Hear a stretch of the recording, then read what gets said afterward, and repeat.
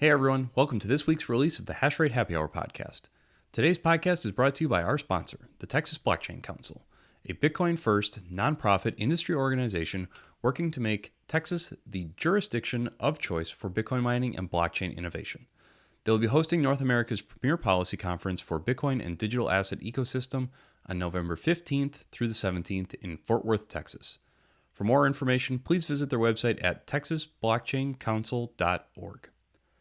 On today's show, my guest is Joe Dillion. Joe is the CEO and founder of Adakon Energy Solutions. Adakon is focused on providing solutions to utility companies, power generation, developers, and municipalities to help them manage or procure large flexible loads and generation for their stakeholders. Their focus is on Bitcoin mining, where their areas of practice are site development to consulting utilities to site optimization. Joe is coming to the show with not only decades of experience in the power and electricity industry, but a deep past of Bitcoin mining as well.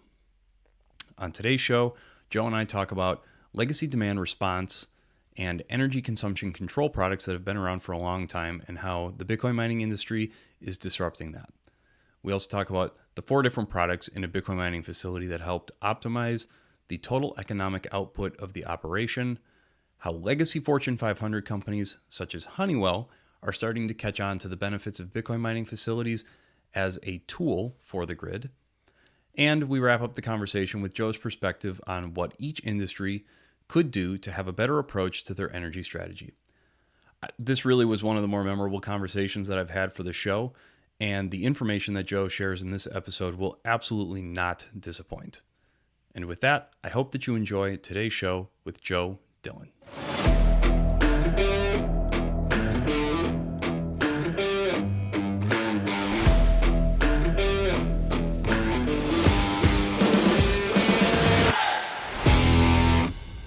Hey everyone, welcome back to the show. Like I said in the introduction, I'm here with Joe Dillion at Adakon Energy Solutions. Joe, welcome to the show. Ben, thanks. Super excited to be here. I'm glad to have you on, and I'm really looking forward to our conversation today. You know, we did a little bit of talking before we hit record here, and you and your company, you guys float so nicely right in the middle of the Bitcoin mining industry and the power industry. So really, really excited to dive into this today. Where I'd actually like to start is you have this immensely deep background in energy, oil and gas, electrical markets, and Bitcoin mining. And so you have this huge breadth of experience. Could you maybe walk us through some of that experience? And then what was the catalyst to getting into Bitcoin mining? Yeah, Ben, thanks, and happy to. It's definitely been a little bit of a journey for the last 25 years or so. Happy to share that story a little bit. I started out of college. I went to Tulane. I got a mechanical engineering degree. Um, kind of this was in the kind of early 2000s. Uh, Job market was okay, not amazing. I moved over to Houston and started doing kind of environmental consulting work for industrial facilities, large land developers. It was interesting, and it was fun, and it was a job. And then that company continued to grow and evolve, and I was kind of beginning to, as you do in your first job, look for what's next. And I ran into a buddy of mine from college, another engineer of mine, and he's like, "Hey, I'm getting ready to go work over in Asia. Are you interested?" And my wife was like, "Yes, we're interested." so we looked at that, and that's kicked off a really awesome journey where I moved. We moved to Singapore, and over the course of the next 10 years, we were in Singapore, Australia, Brazil. I started working with a company called the American Bureau of Shipping initially, which is like a large regulatory body for things that float. So think of it like kind of like how Standard and Poor's reviews insurance policies and kind of structures on regulatory. It's like that, but for deep water offshore oil rigs or boats or platforms or wind Okay. farms, where you're making sure the lifeboats work, all the machinery is commissioned correctly, the steel's welded right. You have all of the both the safety and the operational pieces. So it's kind of a crash course on how all big, large capital industrial manufacturing works. And so from there, after a couple years, I realized I enjoyed working with the actual service firms more than kind of being on the regulatory side, because I mean, I hate seeing a problem and then not being able to just go fix it myself. And so Yeah. I moved over with some of the names a lot of your listeners may know, your Transoceans of the world, your Enscos, some of the largest offshore drilling companies in the world, um, and kind of worked through that. And I was kind of the guy you sent to go fix something, like the project's behind, or we have an underperforming asset. Can you go fix this? And eventually, what happened in about the middle of last decade is the oil market, the bottom just dropped out. It went from $130 a barrel to like 5 or 20. And at that point, what the oil industry does is you don't need to fix anything anymore. So they just throw it away because there's no money left. So that was it. Kind of took that as a good time to bow out. I returned to the States, went up to North Carolina, finished my MBA with UNC up there, and then began working with Honeywell in their smart grid solutions business. So I ended up running was the general manager for their energy efficiency and demand response business, which was a global, about $100 million a year business. They had 15 of the top 25 utilities in the country were their customers. Really got into like how the grid works today and what we're trying to do to make it more responsive, more reliable, and more resilient. Uh, and I found that work very, very interesting. It was a little bit. I had spent the entirety of my career at that point, kind of at the very pointy end of the spear as an expat, and the closer you get to, the large HQs, you just it's harder to make the impact you want to make at the speed you want to make it sometimes, because you just need to get a lot of consensus, and that's fine. From there, I kind of moved into the startup space, and I was originally intending to kind of stand up a consulting firm simply with the goal of helping miners understand demand response and their options better. This was probably 3 4 years ago. There was a huge, massive gap in understanding, and I think the industry's come a ways since then, but I think there's still a lot there. Ended up getting picked up by one of the largest private miners in the country, and I helped as their first energy hire. So I helped them build out all of their curtailment software, helped them recruit in an A+ team, worked on kind of hedging strategies and kind of unique ways to write their power agreements. They grew up fast. They went from 20 or 30 up to about 800 megawatts over 15 months. And they're currently in a merger process. And, I think that brought up an excellent opportunity for me to kind of hang a shingle out with Adakon Energy Solutions. And that's kind of where we are today. I'm a kind of what we're trying to do is be that connective tissue. We have great relationships with developers that want to build infrastructure, power companies that want to supply power, trading desks that can write deals, utilities. We do a lot of work with helping them with their economic development teams, as well as their kind of tariff teams, to help write language that's friendly for flexible data centers, but is also like really helpful for the utility and how they manage their grids. So it's kind of a long breath. I'll pause there, but that's kind of the Oh, long and the short of how we got here today. and that's fantastic. That's exactly why I wanted to jump into that. Joe, is that's so much background in that space, and it's the space I'm super interested in. And like you said, and you kind of called attention to a lot of the reason I started the podcast in general is we're just starting to see a transition of energy experts into the space, Bitcoin mining industry, that is. And I'm really excited about it. I'm really excited for that type of professional, group to step into the space. So you mentioned Honeywell, and I'm really interested in Honeywell and what they call their smart grid, and that whole group. I did a little digging in before the show just to make sure I kind of had my head wrapped around it.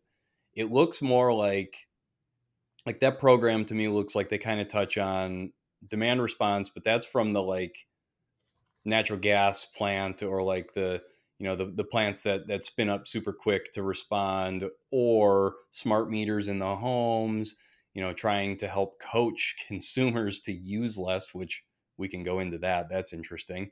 Am I spot on with that, or maybe touch on Honeywell in that program? Yeah, and I think it's important to understand too that Honeywell is a monster. Great company. They have a ton of different divisions that do it. They have a very deep oil and gas division with whole controls products on how to operate refineries and power plants more efficiently. That's a great business. I wasn't a part of that business at the time. The group I was running was more focused on kind of what we C&I, commercial and industrial, or residential demand response. And you're right. What I would Okay. call demand response 1.0 as it got rolled out across the country was exactly that. It was trying to get HVAC controls on, the big box retail. It was trying to get people to have smart thermostats in their homes and, take a bit of a discount to give up control of those during certain periods of time. And so there was a lot of behavioral management or risk management that you're going into. So no matter how many megawatts you have signed up, you never quite get the responsiveness that you're hoping for. Like someone's Yeah. unplugged the thermostat or swapped it out, or it's just refusing and turning their AC back up. And if you think about it, really when the grid is the most stressed is usually when the weather is either hot or cold. And so there is a natural friction there to get, the highest usage there is typically environmental controls. There's a natural push and pull there that's not present in Bitcoin mining, and I think that's kind of what led me to um, and I think the second, so let me finish that thought. I think the secondary Sure. part of that is aggregating all of those assets and trying to manage them all from it's it's pretty heavy cat herding. Like it is a naturally very decentralized source and group of assets, and you have discontinuous data you're trying to like manage together. So it's a very difficult engineering challenge to really aggregate that load up to what you would say is a grid scale kind of enterprise solution. I would imagine. Yeah. I'm in Minnesota and I have XL Energy and Yep. XL, they had a stint in Colorado that they were a little notorious for in as far as like smart meters and things like that. And they've tried rolling out similar programs in Minnesota. It just seems, and like you touched on, it just seems like a lot of cattle herding. And I mean, how do you get the customer on a super hot day to turn the AC down? I mean, why would you do that? It's Yeah, I mean, utilities interesting. Yeah. naturally have a bit of a PR problem because when do you think about your utility? When the power goes out, When there's right? problems, yeah. Right, when there's a problem. Very rarely are you like, "Man, I love Duke Energy today. My lights are on just like they were yesterday." Like that's just not, and that's fine. It's not like it's a problem every utility struggles with, but I think it can make it more challenging. And I think that's where kind of when I started and I fell down the Bitcoin rabbit hole a little bit and I fell down kind of the mining a little bit and I looked at how these are truly geographically agnostic, large, scalable, flexible loads where one way I've been thinking about it the last week is every other load on a grid has its operating envelope and then the grid kind of has to react to that like when that thing is operating, and a mine is the exact opposite. It lets the Right. grid define its operating envelope, and so that is so unique on the load side. I was like, well, we have to just build all these things. So this is, I Yeah. mean, the compounded by, you had the analysis of the IRA came out a few months ago and they think we're going to need 500 gigawatts of flexible load in order to offset the intermittent non-dispatchable renewals that we're kind of incentivizing the build out for. When you consider that the U.S. maybe has 10 to 30 gigs total right now, and the whole global Bitcoin network is maybe 15 gigs. Solar is, I think, batteries are still sub 10. Like we need to build a lot of stuff, and I think the cost density of batteries at for this application is very high. And I think you Yeah. you then kind of naturally have this large flexible compute load that can um, really kind of flip the script on it. Absolutely. And from your viewpoint, Bitcoin mining really steps into that scene then as a way to monetize that extra capacity that we have to build out to handle that renewable generation, right? Is that how you're thinking about this? Yeah, I think. And so I have a bit of a different view on this than a lot of the traditional some of the traditional Bitcoin miners do, or some of just the traditional Bitcoiners do, where I really view these facilities as you have four different products that you're selling. You have hash rate, you have ancillary services, which is kind of like it goes by different names across the country, but it's essentially you're getting paid to turn on or off by some kind of program at the state or local level. And then you have in deregulated markets both physical power that you can purchase with like hedging instruments, et cetera, as well as financial products like say options on your power or you can liquidate your power back into the market very quickly if you need to. And so you're really trying to arbitrage all four of those products to maximize the total economic output of that facility. And I think that's what we spend a ton of time figuring out how we can help with. What I like about that, Joe, is hash rate is one of four bullets in what a Bitcoin mining center can provide, and I really think that that's going to help usher in the Bitcoin mining industry into this power and energy industry because if you just as an example, if you start speaking a power generator's language and you tell them, hey, this service is going to be the equivalent of a $200 a megawatt hour PPA, fall out of their chair for that. I mean, that they would be so excited. But if you tell them, how much hash rate you're going to have online and how much power draw you're going to have, and you don't speak the language. So I'm excited for that because what you just laid out is mostly energy production focused, and I think that that's really going to help smooth things out. Yeah, Ben, I think that's certainly something that struck me. I mean, I've talked to probably hundreds of utilities a year. I think a lot of people don't even realize maybe that there's over 2,000 individual utilities in the United States alone. It's a crazy number. And they all have a very entrenched language, vernacular, and the way they view. And let's be clear, like these data centers are already very disruptive. We've never had something this flexible on the demand side before. And then when you throw in an entire another world of vocabulary, it gets tough. I've Right. personally had a lot of success by just saying, we're running accounting software and we get paid by the minute. And so every minute is over a short time frame. Every minute is equally economically valuable to the facility. So whenever we make more money selling power back to the grid or an ancillary service than we do running accounting software, then that's what we auto switch the facility to do. And miners can get their heads around that very quickly. And I think Yes. that the power companies also begin to get it. And they're like, oh, okay, so I can actually like you view this as a profit center, which historically it's just kind of been we get a nice check for our DR program every year, or it hasn't really been viewed as a profit center historically, but I think that's part of the view we're working to overturn as well. Absolutely.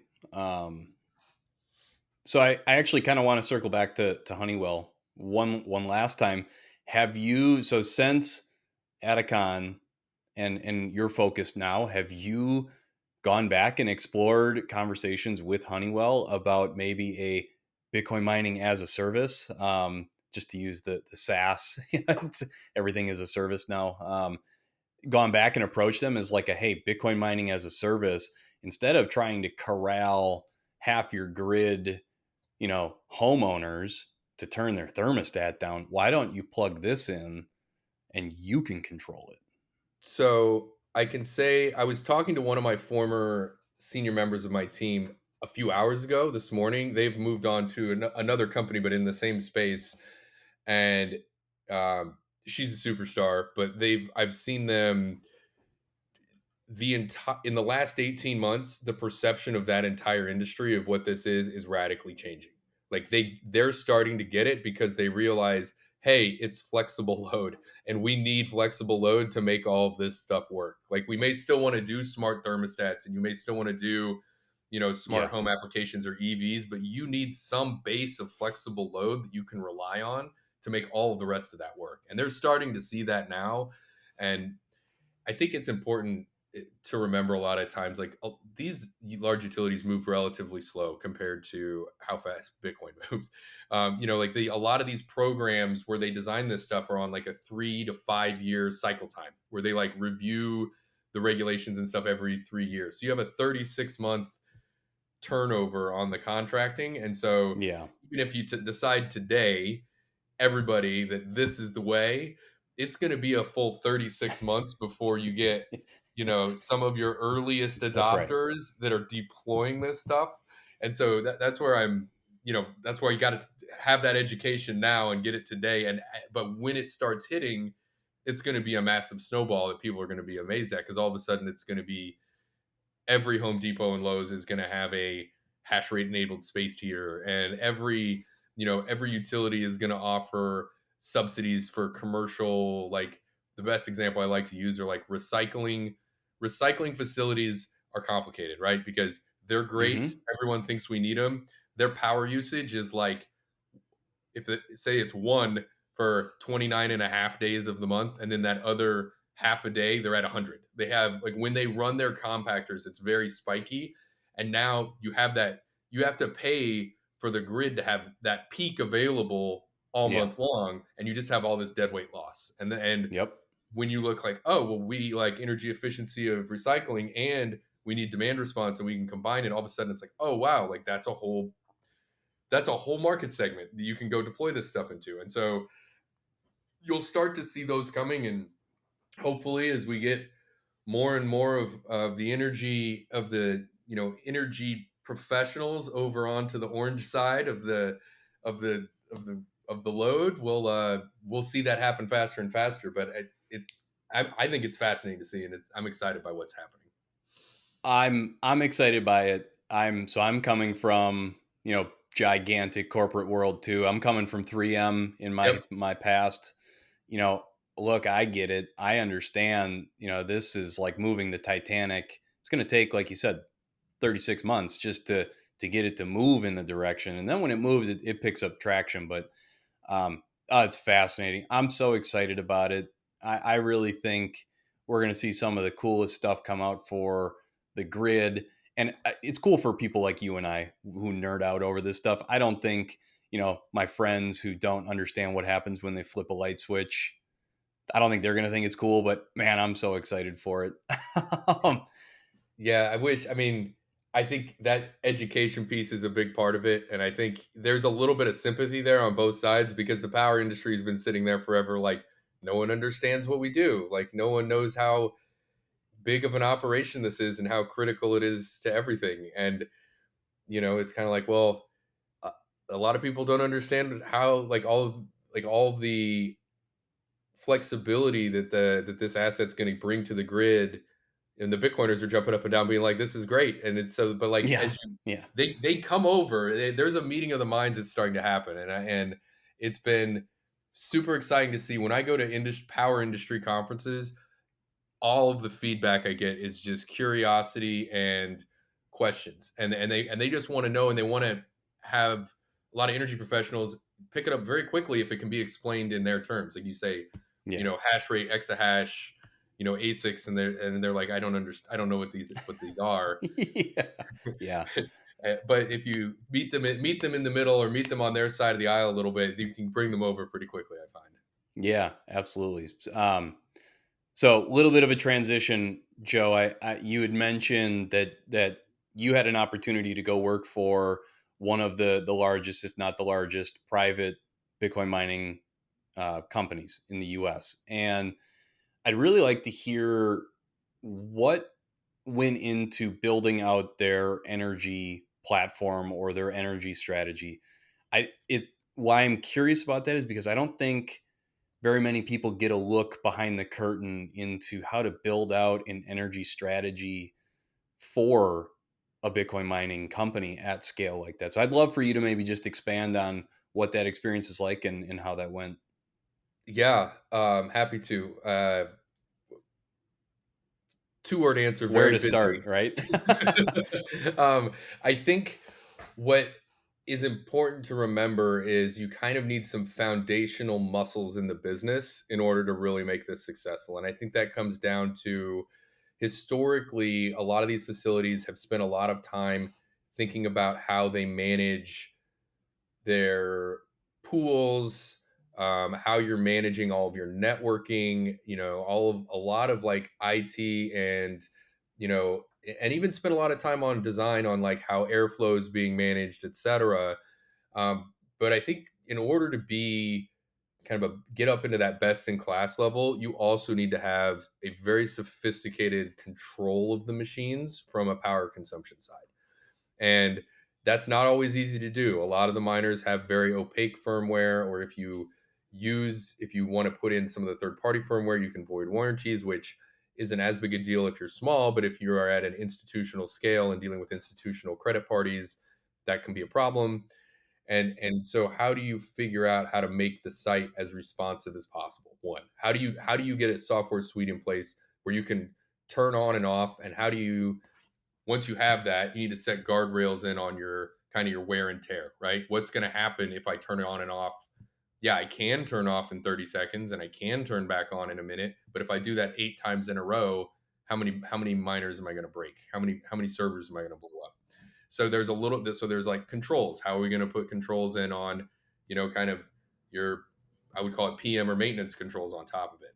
After that, it's like, okay, now how are we going to get this system, the grid moves, and this is, I would say the complexity scales with the more deregulated of a market you get into. And by that, I mean, at that point, if you're in, say, the Southeast US, where you have a rate where you're turning on and off at the same time every day, you can probably program those times in and you're good to go.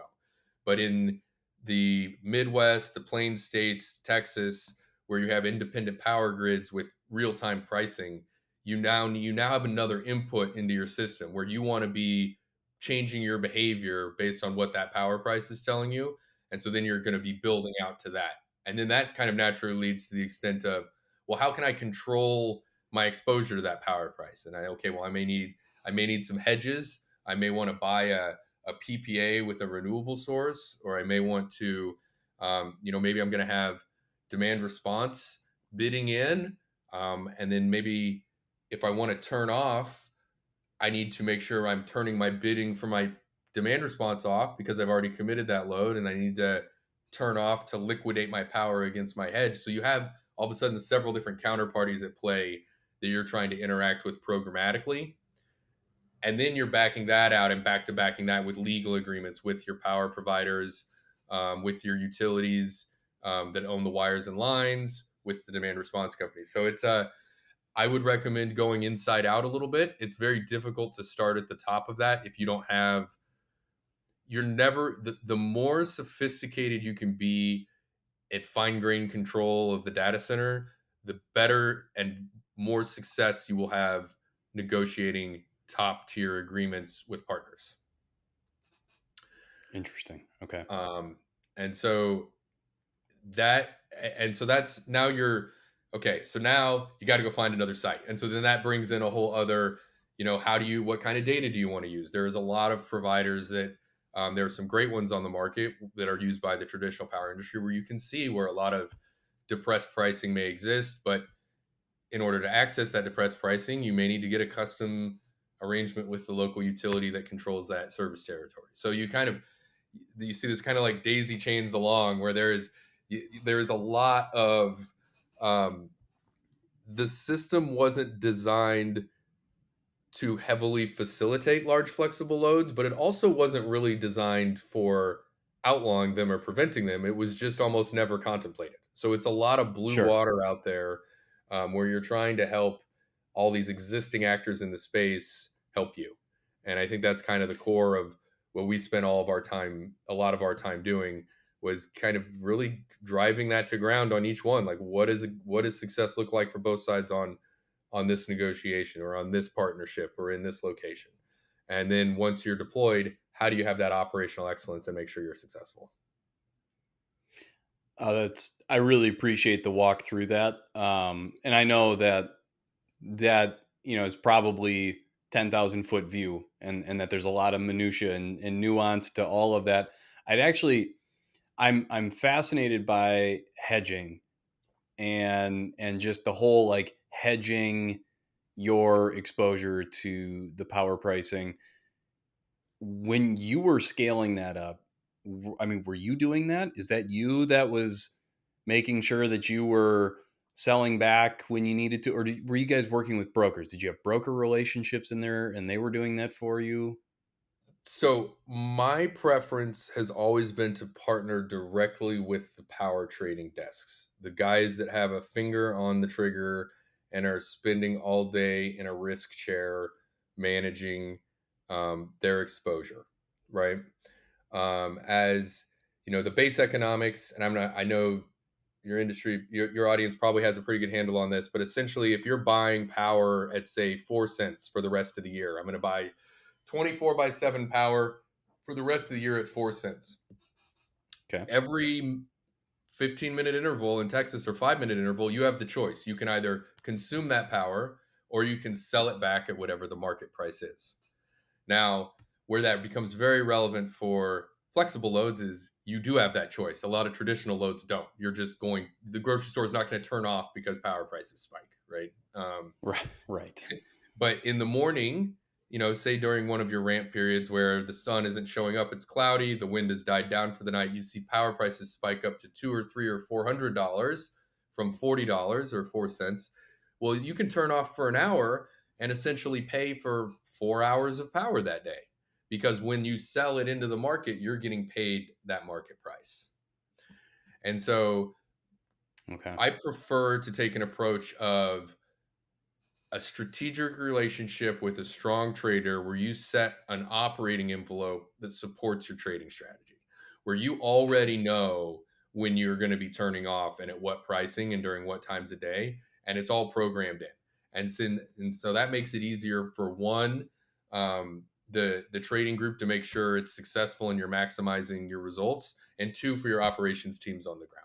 Nothing gets more frantic than if you have someone from 700 miles away calling you being like, fire the lasers, turn it off, turn it on, turn it off, like all day. Like it is Yeah. not an environment that is conducive to success. No. So I think, to answer your question, I think it's a combination of automation as well as having very strong counterparties that are very good at managing risk and have been doing it for a long time. Okay.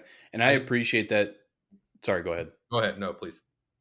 I was going to say I appreciate the explanation there because it really is kind of a, again, I go back to my friends that don't know what happens when you turn the light switch on and the lights come on, but then you try to explain hedging, and like you just said, you buy your power for a whole year at 4 cents, and the market spikes to $200 per megawatt hour. So I appreciate that example and that walkthrough.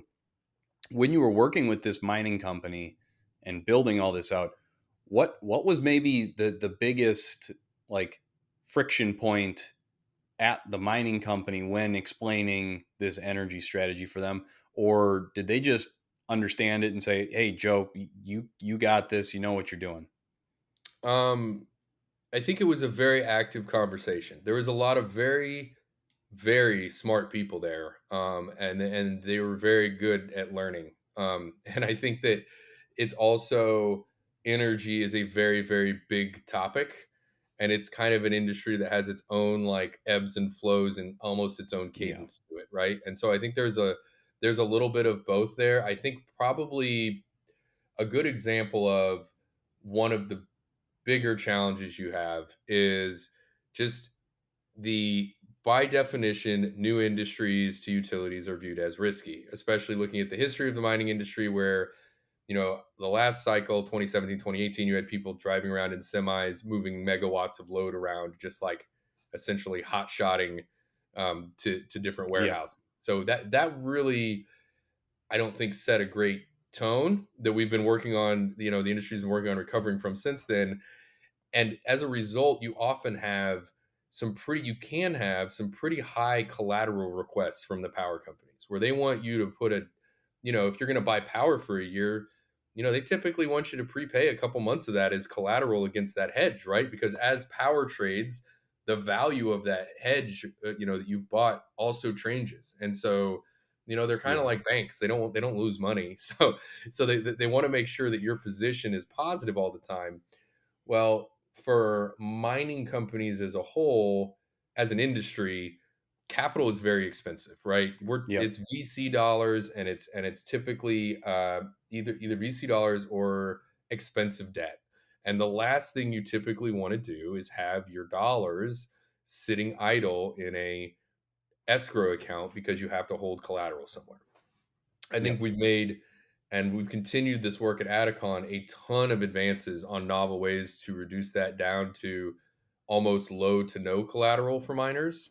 And so I think that's going to be a big thing a big piece we're going to be rolling out this year, and kind of a new kind of way of thinking about the product is, look, here's some ways you can get into a mining operation with very low collateral up front instead of having to budget in not just 2 months of electricity bills, but 2 months of electricity bills plus three, four, five, $7 million of just collateral, right? Yeah. And so Yeah. uh, that's something we spend a lot about and has continued to evolve. And I've continued to see both sides of that aisle move. And there's some great startups in the space that are working to help solve that, as well as just some creative design around how you're thinking about that asset and what you can do to make all the risk teams feel much more comfortable. We'll be right back after this message from our sponsor. Support for this episode comes from Sunnyside Digital. Are you ready for the next Bitcoin bull run? Get ahead of the game by building out your Bitcoin mining infrastructure now. Sunnyside Digital is your one-stop shop for everything Bitcoin mining, from transformers and switchgear to racks and miners. With a white glove approach to understanding your needs, they'll provide you with the hardware you need at the most competitive pricing possible. Say goodbye to your sourcing headaches and say hello to Sunnyside Digital. Contact their sales team today at sunnysideinc.ca or via email at sales@sunnysideinc.ca. All right, now back to the show. The collateralizing it is a challenge. So it's interesting to hear that was, similarly a large challenge for you guys there as well. I'm excited to see not only what you guys are going to do in that space, but then how that space continues to evolve.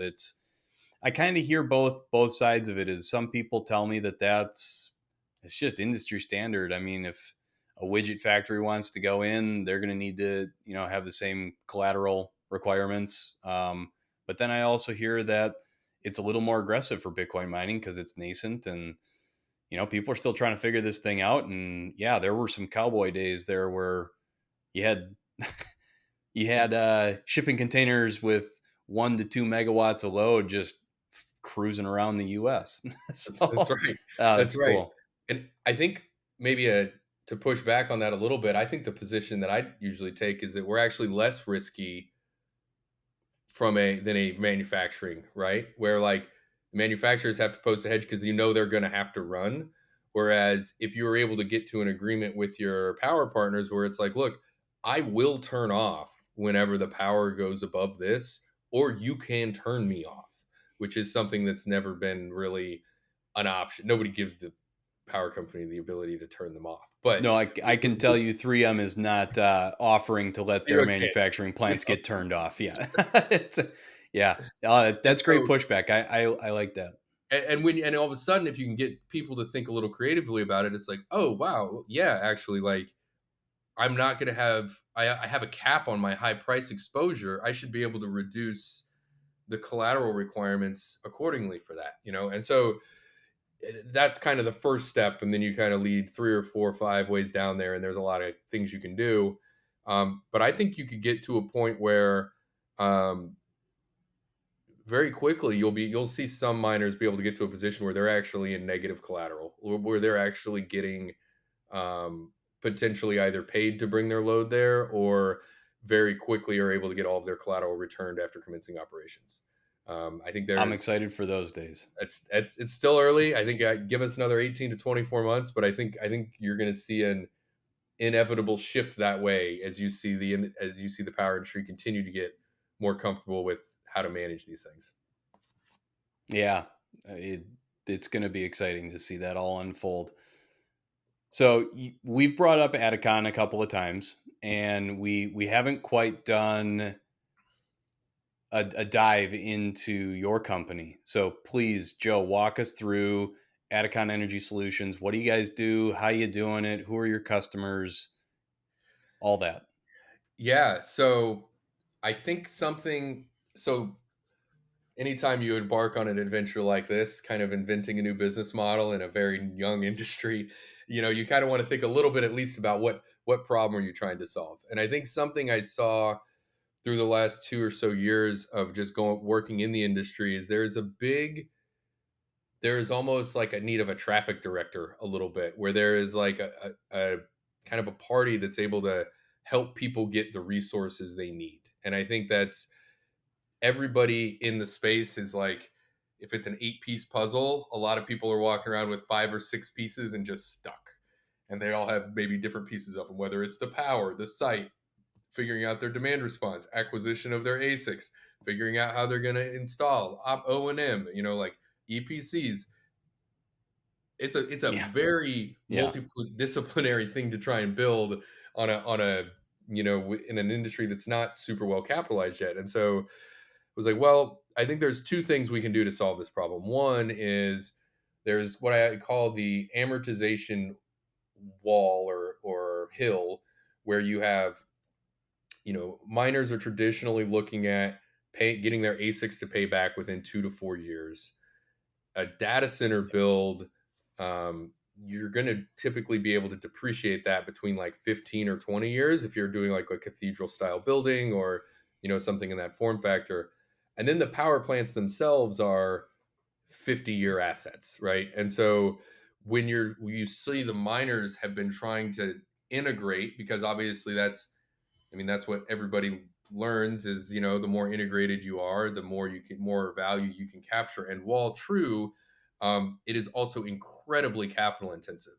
And even Yeah. just owning an ASIC fleet is a very capital intensive business. And so when you start tying up money that you're going to need for ASICs into infrastructure that you have a 15-year, kind of payback rate on, it gets very difficult. And so we feel that we can help bridge that gap by bringing power to the table, bringing infrastructure developers to the table, and kind of getting sites and development opportunities to the point where the miners can come in and do what they do best, right? Put racking in, get up and running, put your, proprietary management software, networking, all your special sauce, and operate that site very successfully without necessarily having to put a lot of that other infrastructure on your balance sheet, unless that's really a willful choice of yours, right? Unless that is intentionally part of your strategy. Um, kind of the other side we work with is I work with a lot of large miners to help them think about their strategy on how to approach the market, because I think you see, larger miners are beginning to kind of niche out into where they feel that they're strongest. Some of them are kind of focusing on, we do wind assets, or we do, we really like being this size, like there's a couple of Yep. miners where they're just like, we love the 10 to 40 megawatt sizing. We feel we can get better pricing. It's a little bit of an extra OpEx burden, but it gives us a lot of, you know, grid diversity. And so that you just see these different strategies coming out. And so I work with some of them to help them, either refine those or deploy them into the field. I've also, we've been engaged by several large power generators to help them think about, hey, how do we put hundreds of megawatts behind the meter at our power plants in a very thoughtful way? And like, how do we create that kind of environment where, it's credit worthy counterparties, and you're able to like create a product that's best in class. And yeah, so between that, so we have, I would say, 4 or 5 large behind the meter projects we work on with kind of large traditional power counterparties, and then we usually have a stack of 10 to 15 sites in that smaller range that we're developing and kind of bringing into market. I think something that we've noticed is in the peak last year, you saw a lot of, I would say, low or non-value add parties kind of trying to come into the space, where it would be like, Yeah. oh, you want to buy ASICs? Well, you got to buy through Tom, we introduce you to Steve, we introduce you to Bill and Rick and Dan, All on and then all of a Telegram. sudden you've got 30 or 40% referral fees on just trying to meet somebody, and it's just not that's not the sign of a mature industry where you have pretty transparent pricing and very transparent economics so people can evaluate opportunities, right? And so that's what we do is like when we put new sites in the market, we're like, look, this is your pass-through rate from the utility. This is exactly what either your sale price or your lease is going to cost. This is your out of pocket to get in there. This is exactly what your utility operating envelope should be expected to be.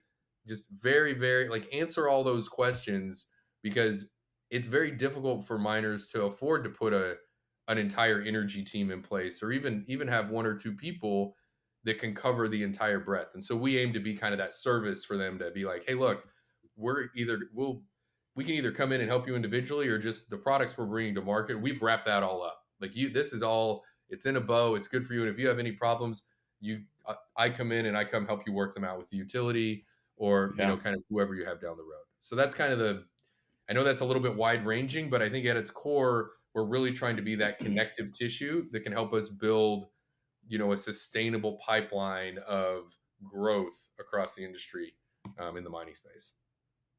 I really appreciate that. That was awesome walkthrough of just, the value that you bring to both sides of this equation, which is phenomenal that you're bridging that gap, and I'm really excited about all of it.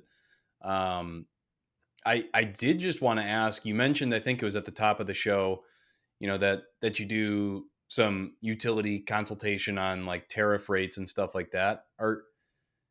Are you seeing more interest from the utilities on, like you said, kind of that big scaled out behind the meter operation, or are they more, hey Joe, come help us on a tariff structure to attract these customers? This is a good question. I think you're so there's almost like three different sides to this. It's like a triangle where you've got Yeah. the owners of the generation where they're like, oh, we can really leverage the flexibility of this behind the fence. And then you've got the power trader types or the types in the market that are like, oh, we can really monetize this asset as a highly flexible load. And then I think you see in some of the regulated areas the economic development teams and these guys are all very, very good. They work very, very hard and they have a pretty tough job because their job is to go out and source large loads for their communities and utilities. And those can be very long lead time deals to try and pull together. You're talking like Intel plants, Ford plants, like big consumers. What they've seen the last couple years is while these data centers punch way above their weight on power consumption, which is what they want. They also have a very interesting jobs component where it's not nearly as jobs dense as a auto parts plant, but it's non-zero or close to zero, which is what you often get from like batteries or solar, where it just kind of once you put it out there, there isn't really a lot of extra jobs in the community servicing that asset. Um, these are kind of durable 9 to 5, what you would call like gray collar type jobs that come in where the compensation is really good, and you can look at now with the geographic flexibility of these, you can look at placing them in economically distressed areas or areas where hey, we lost the mill. The town's only got 1,500 people. You can't put a auto parts plant there. You literally don't have enough people. You can certainly Right. go put in a Bitcoin data center there, and 20 or 30 jobs in a town of 1,500 makes a huge difference. It's huge. And Yeah. so, like you're single-handedly chopping unemployment by 2% when you walk in the door, like, I mean, that's a big deal. And so Yep. there, that theme I think is very interesting right now in the economic development scene for the traditional IOUs, the big, you know, battleship utilities. And I think to add one more thing there, I'm seeing a lot of interest on, as we know, this is a great customer of first and last resort. You can kind of be that trailblazer species where in this instance you can anchor a a new industrial park, right? And you can, yes, you'd love a great rate for that, and you're going to come in. But whenever you sell through the rest of the industrial park, you can obviously size the data center down appropriately. And so it's a super elegant solution for, excuse me, super elegant solution for utilities to actually get some of this economic development work done that they're trying to. So Yeah. I'm planning on having a lot more there in Q2 this year. I've got several conferences that I'm very, very excited to attend. And I think we'll see more movement on that as we move through this year. I think early this year was heavier on power trading, asset optimization, site development. I think those will continue to be strong themes, but we're looking to Yeah. really add that in as a actionable, actionable item for our partners in the next 90 days. Uh, that's a that's fantastic to hear. And I mean, again, it just adds to all the excitement about this space and how these two industries are starting to collide. And so, I typically have these conversations with my guests, and I'm having them off the show, on the show, and I always kind of catch myself going, holy shit, this is all so exciting and cool, It'll be a but big deal. there has to be like the flip side. And I'm always curious to hear, are you hearing pushback? Like, are there companies or people that you may be approaching, and they say, Joe, that's just not for us. I mean, are you getting any of that? Every day. Yeah, Okay. absolutely. I think that the counterpoint of the opportunity of a lot of these small towns is also can be their blind spot. Here's a great example. I don't want to dox anybody or anything, but No. small Yeah. small utility in Middle America. We called them up. We found a site there that had, I think, 10 megawatts of available power. Beautiful building by the rail yard, so like no noise isn't going to be an issue. And we're like, hey, what are your power rates? And they sent us over the rates. And the town's so small, they only have residential and commercial rates. And so their power rates are like 12 cents, like something Yeah. very, very expensive. And so we called them and we tried to get to the city manager and we are like, hey, look, we'd love to have a conversation about this because we'd love to build this site out and bring some jobs here. And I don't think you understand, if we paid that rate with that much power, your city budget would probably quadruple.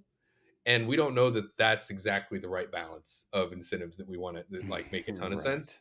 Right. I mean, we're perfectly happy to and want to support the community and be that boon to the city budget, but I don't think there's any malice there a lot, Ben. I think it's a lot of like they've just never had that opportunity or to think about it, and so it's different. They don't feel qualified to speak on it. They don't, these small towns typically have very small staffs. They don't Yeah. think about how they're, even if they are the electric company, they don't think about it as like a strategic asset for them on like how they can use that to help the town. Um, and so that just goes back to education. But I think that happens a lot. I think there's I a lot of the pushback on this isn't real is has kind of gone away as the people that the industry as a whole has been getting a lot more attention over the last 2 years, and as they've been staring at it, they're like, well, well, it looks like it's coming back. Guess it's This still we're not here. getting rid of this. It's not dead yet. And I think, Right. historically, their biggest input costs are hydrocarbons, right? Are natural gas, and those markets are typically very cyclical. So there's a natural understanding of cyclical markets, and you're seeing them. That's starting to be incorporated into their heuristics. So I found it interesting where I've been getting pushback in the reverse a little bit. Is all of a sudden into this year, I've seen a ton of interest to deploy capital from large power groups and large developers, and the miners just not having any powder left. And so now you're at a Oh, point where wow. like there is starting to be a segment of the industry that's like, let's build more Bitcoin infrastructure. And the miners are like, I don't have enough money. And that is 180 degrees. And so now it's like, Yeah, that's what a do you want, flip. guys? Yeah, right. But I Well, and think I that think you go ahead. I was gonna say, I think we're kind of seeing it, and I mean, there's a lot that goes into like the hash rate, the network hash rate. So what, to get kind of into the jargon on the Bitcoin mining side of this equation, it's I mean, we're seeing the network hash rate rip.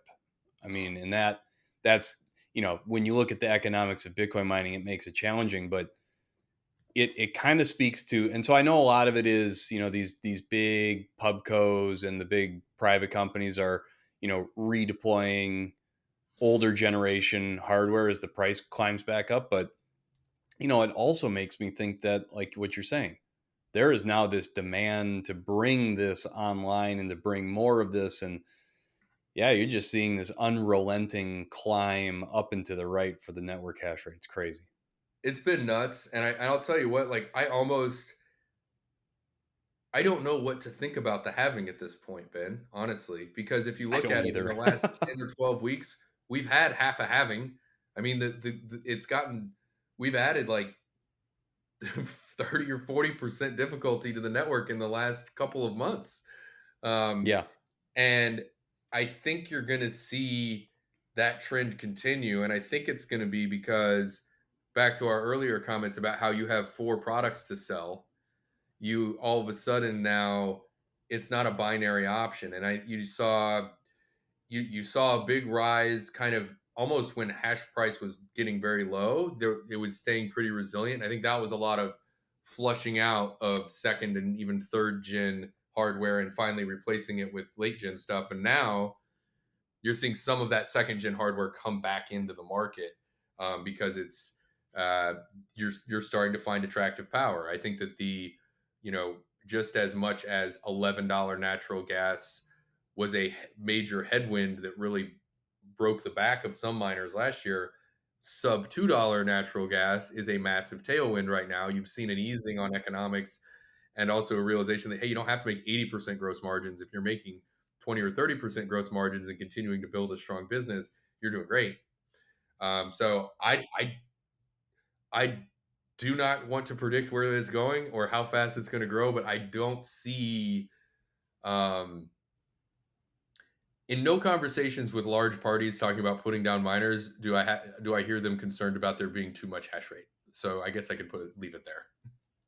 Yeah. And when you kind of, keep looking at the incentive structure with Bitcoin mining, and for a lot of the points in the conversation we just had there around the hash rate, it really, the economic incentives really drive Bitcoin mining behind the meter and vertically integrated at these power companies. And so it's really exciting to hear that that's already starting to kind of shape up. And yeah, well, I really appreciate that.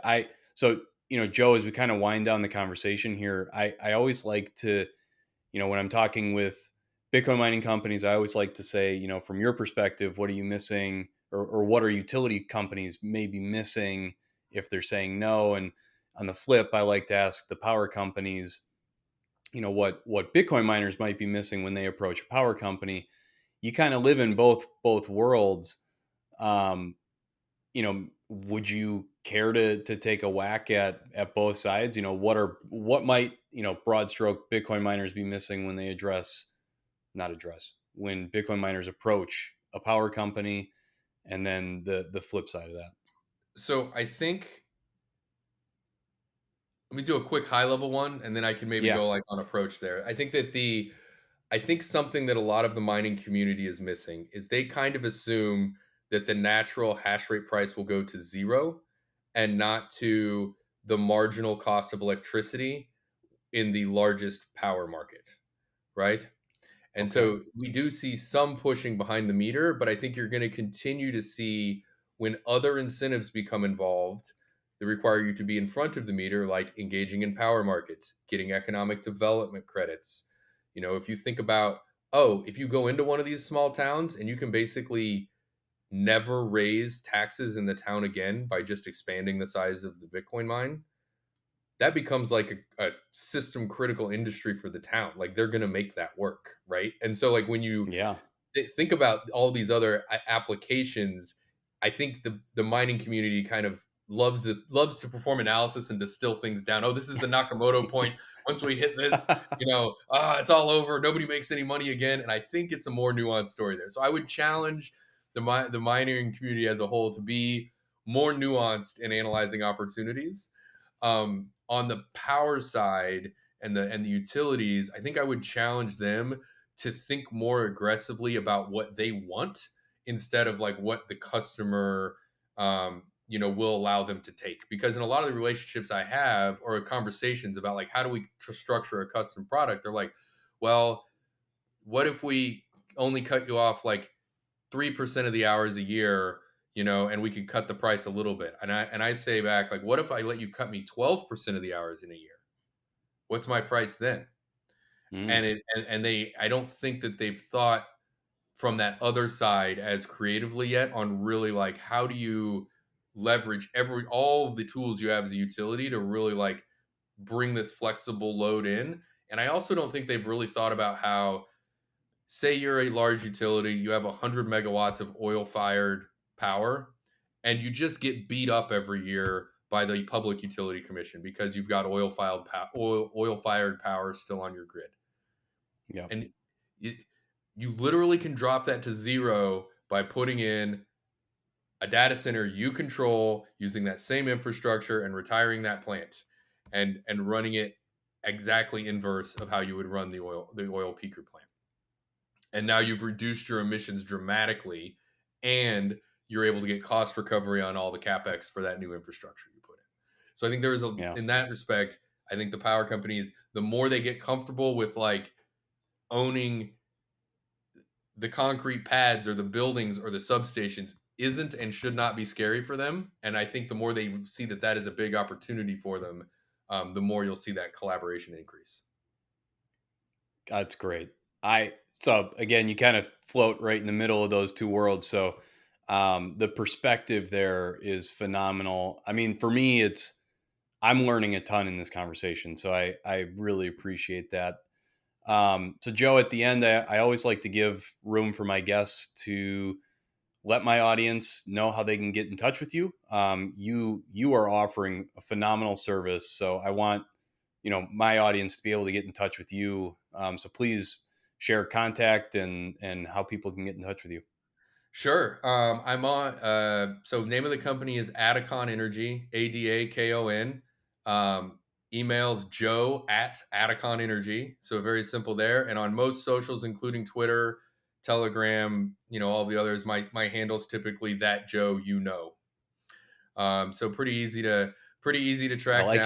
down. Thank you. Yeah, and I'm relatively active on. I'm very responsive on messaging and relatively active on socials. Also, we've got a what we think is a great business we're building, so we're pretty busy too. But always try and get back to people when they reach out, and always interested in trying to help people out, whether big or small. So we want to be this is going to take a village, and we need more members. So let's keep building.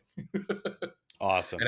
And Ben, I want to thank you for having me on. This has been an absolute blast. I think some great questions and insights that I help me think more deeply about things and be better at what I do. So I thank you for the great questioning, and it's always a pleasure. I've loved getting the invite and working with you on this. Oh, I'm flattered. Thanks. It's been a blast having you on. The conversation was phenomenal, and I know the audience got just as much out of this as I did. So, Joe, really appreciate your time. You take care. Thanks, Ben.